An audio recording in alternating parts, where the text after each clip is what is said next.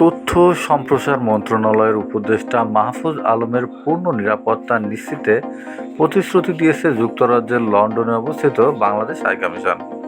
শুক্রবার মধ্যরাতে সামাজিক যোগাযোগ মাধ্যম ফেসবুক পেজে এক পোস্টে এ তথ্য জানিয়েছে হাইকমিশন। ফেসবুক পোস্টে হাইকমিশন থেকে বলা হয়েছিল, বাংলাদেশ অন্তর্বর্তী সরকারের তথ্য ও সম্প্রচার মন্ত্রণালয়ের উপদেষ্টা মাহফুজ আলম শুক্রবার লন্ডনে দুটো অনুষ্ঠানে অংশ নেয়। উপদেষ্টার প্রথম অনুষ্ঠানটি ছিল বিকেল 4টায় ইউনিভার্সিটি অব লন্ডনের school of African and oriental স্টাডিজে। বাংলাদেশের জুলাই গণঅভ্যুত্থানের 1 বছর পূর্তিতে school of African and oriental studies এবং বাংলাদেশ কমিশন যৌথভাবে আয়োজন করে। উপদেষ্টা মাহফুজ আলম নির্ধারিত সময়েই অনুষ্ঠানে যোগ দেন। এ সময় আওয়ামী লীগের 18 জন কর্মী সোয়াসের সামনে অবস্থান নিয়ে স্লোগান দিতে থাকে। অনুষ্ঠানস্থলে আসতে উপদেষ্টার গাড়িতে কোনো সমস্যা হয়নি। সস অনুরোধের আগে থেকেই পুলিশ কড়া নিরাপত্তা ব্যবস্থা নিয়েছিল। উপদেষ্টা হাইকমিশনের কর্মকর্তাদের ভিতরে প্রবেশের পর পার্কিং এরিয়াতে থাকা অপেক্ষমান গাড়ির উপর ডিম নিক্ষেপ করে দুষ্কৃতীরা। অনুষ্ঠান শেষে উপদেষ্টা মাহফুজ আলম এবং হাইকমিশনের কর্মকর্তারা একাধিক গাড়িতে করে সোয়াস ক্যাম্পাস ত্যাগ করে।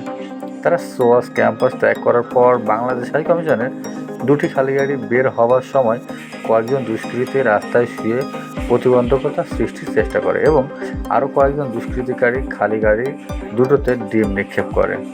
যারা রাস্তায় শুয়ে প্রতিবন্ধকতা সৃষ্টির চেষ্টা করেছিল, পুলিশ তাদের সরিয়ে দেয়। উপদেষ্টা মাহফুজ আলম সন্ধ্যা 7:30টার দিকে নির্ধারিত সময়ে বাংলাদেশ হাইকমিশনের একটি মতবিনিময় অনুষ্ঠানে যোগ দেন।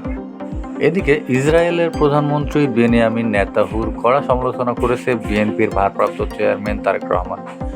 পশ্চিম তীরে নতুন করে বসতি সম্প্রসারণে নেতানিয়াহুর সম্প্রতি যে পরিকল্পনার কথা ঘোষণা করেছে তার তীব্র নিন্দা জানিয়ে তিনি বলেন, ঔপনিবেশিক দমন পীড়ন ও অস্তিত্ব মুছে দিতে বারবারই ফিলিস্তিনি ভাই বোনদের পাশে দাঁড়িয়েছে বাংলাদেশের জনগণ, যেই সংহতির ধারা এখনও গৌরবের সাথে অব্যাহত রয়েছে।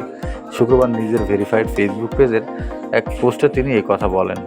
বিএনপির ভারপ্রাপ্ত চেয়ারম্যান লিখেন, সাম্প্রতিক খবরে জানা গেছে ইসরায়েলে দখলকৃত পশ্চিম তীরে নতুন করে বসতি সম্প্রসারণের পরিকল্পনা করছে, যা ভবিষ্যৎ ফিলিস্তিন রাষ্ট্র প্রতিষ্ঠার পথ কার্যত বন্ধ করে দেবে বলে মনে করা হচ্ছে।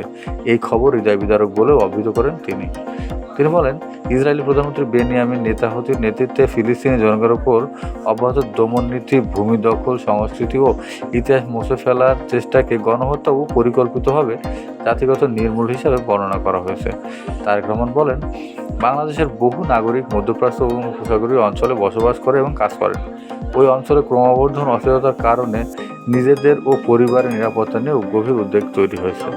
ইসরায়েলের এই পদক্ষেপের সমালোচনা করে আন্তর্জাতিক সম্প্রদায়ের প্রতি কঠোর অবস্থান নেওয়ার আহ্বান জানান বিএনপির ভারপ্রাপ্ত চেয়ারম্যান।